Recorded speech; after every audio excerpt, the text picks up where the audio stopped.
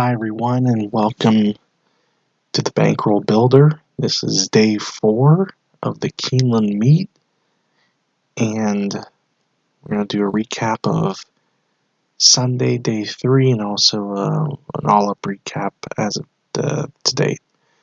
So, for Sunday, we had the one bet to win on Tiz the Bomb, race 10, 25 to win, and he won going away. I was a little concerned at the top of the stretch, and once he started kicking into gear, it was no turning back, and he won very nicely.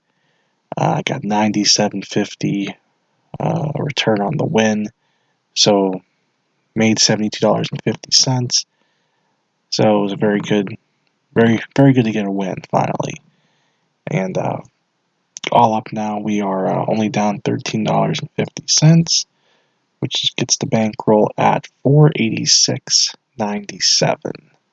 As we head into day 4 of the Keeneland meeting tomorrow, Wednesday. I'm recording this late Tuesday night, and we're only going to have one bet for tomorrow. The card wasn't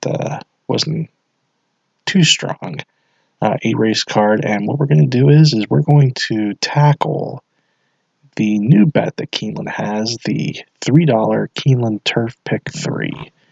And for tomorrow's races 4, 6, and 8, and let's start off with race number 4, which is a 1.5-mile turf race. Non-winners of 2 other than allowance, $88,000 is the purse. Again, going 1.5 miles on the turf course. And I kind of defaulted to the entry here. I'm not too crazy about it. If the 1A scratches, I'm going to revise my ticket because I think the 1A is the stronger of the two. I almost landed on the 6, Cat's Pajamas, which I think is a good chance to win. The reason I went off of her was in this form cycle last time out, you can see that coming off the layoff was very strong in 2 consecutive outings and then sort of tailed off, the next 2 shots. And then coming off the layoff again this year, 2 strong outings to 3 strong outings, and then tailed off. And I think that's kind of the pattern here with this horse. Runs strong, fresh, and then just sort of tails off. Can't keep that momentum going. So I kind of drew away from the 6, and then with the 3, Enjoy While It Can. I don't know, just not very good form. It gets IRAD stays aboard, which is promising, but the speed figures have been a little bit all over the place, and it's not very consistent. And at that price, I can't really endorse at 7-2. And only one for 11 on the turf course. It's just not looking. So I kind of defaulted towards the entry here again. The 1A's, I think, the stronger of the entry, and I think wants the distance and has won at the distance actually. And so I defaulted to the 1 here, and that's where we'll go with a single to start off the turf pick 3. So let's go to race number 6. Race 6, another route on the turf, another non-winners of 2 other than for $88,000, a mile on the grass. And I landed on 3 horses here. The first one, number 1, Urban Fairy Tale for Ian Wilkes and Chris Landeros. Nice stakes win at Colonial Downs, and overall good campaign this year so far. 4 in the money finishes consecutively. Speed figures have been consistent. Facing good competition. No knocks here. I don't see why. Especially dropping down at a stakes company. And albeit this could be a stakes field with some of the horses in here, but again, very consistent at the distance and on a turf course. I think there's no reason the 1 shouldn't be a player in this spot. So I think the 1 is a use in this sequence. The 2 was almost made my ticket. It was like the first one out, just because coming out of Grade 1 Company, she finished last and was just convincingly beat. But all other races, she's run good. And like I said, she's my first one out, and she might make some noise, but I'm not sure. I don't know if a mile's going to be too short for her. I'm on the fence here. I'm on the fence for her. I just did at the end of the day, I couldn't use her just for bankroll purposes, and it might come back to haunt me. And 10-1, good price. We'll see. But I left her off, so I'm not using the 2. The second one that I did use is the 5 Empress Eleanor for Nacho Correas and Jimmy Graham. And again, another one very consistent. Has run very well this year, and even all throughout the career, only 2 out of the money finishes, and they were both fourths. Again, very consistent. Likes the distance, likes the track. 2 starts, first and the third, 3-1. Everything fits here, and it's a very consistent horse. And I think she has every reason to be there too at this level. So again, she'll be coming from off the pace. There's really not much speed that I could have seen in this race. The 2 has some speed. The 1, kind of, not really. It's going to be probably sitting off too. So we come through here. Really, who wants the lead? Really, who really wants it? And I guess the 11. The 11's really the only one I could see having the lead. But as we go through the field, the third one that I'm using on my ticket is the 10 Sun Summers for IRAD and Mike Maker.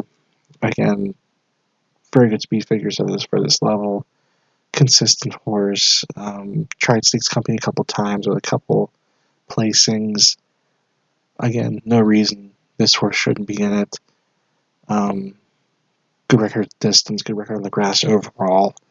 Coming off the layoff, and when coming off the layoff, win third, second, third. Just very good running fresh. The workouts are consistent coming into this. Again, the 10 should be in the thick of things here. And those are the 3 that I landed on, the 1, 5, and the 10, as we go through the second leg of this Keeneland Turf Pick 3. Third and final leg is race 8, which is the stakes race on the card, and the closeout race. Interesting, they're closing out a stake on Wednesday, which is cool. 2-year-old, the Jessamine, for 2-year-old fillies going a mile 16th on the grass. And I landed on, I thought I landed on 2 or 3 here. I have 3 here, okay. So I really could probably only have, maybe 1 or 2. Turner Loose is far away to stand out in this field. Not going to be 5-2. She's going to get played. Just a blowout win in Kentucky Downs last month. She just won so easy. Watching that race, it was like, man, 2-1 on this horse. Wow. If you get 5-2 here, wow. I think she's going to get bet. I don't think she's going to be 5-2 at all. Probably 7-5, maybe 6-5. I think 7-5, though, is probably what she's going to go off at. Going to be the front speed and try to catch me if you can, But there's others that could probably go with her. I could see the 4 maybe going with her. It's a stretch, though. Saez might take the 5 to the lead. Albeit she's probably a dead last, horse trying to close. The 6 is going to be a closer. The 7 might show some speed. The 9 is going to show some speed, and that's the second one that I used here, the Creative Love for Mike Maker and IRAD. Pressed the pace in the last start, ended up taking it and went away with it. And I think she might be the one that really challenges the 3 on the front end and tries to put some pressure on her to, weaken her and, make one run and just say goodbye. The 10 is the third one that I use, and the 10 I think is very interesting at a price. First time routing. I think the horse wants to route out of Candy Ride.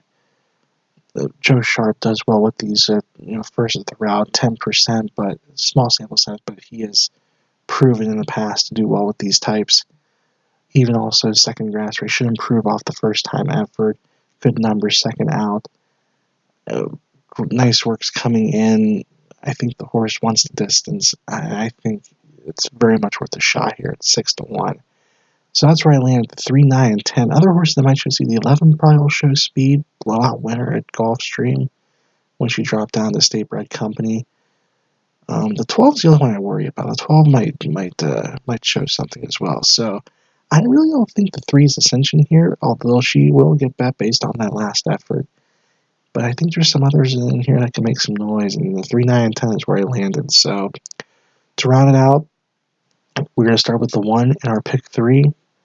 We're going to go 3 deep, 1, 5, and 10 in race 6, and then close out with 3, 9, and 10 in race 8. So 3, 9, $3 pick 3, a $27 play, right in our wheelhouse for the bankroll, and we'll put it in. We'll see what happens, and we'll see you for day 5, and hopefully we're in the black this time. We get to the positive side of things, but keep grinding away, and we'll try to keep building that bankroll.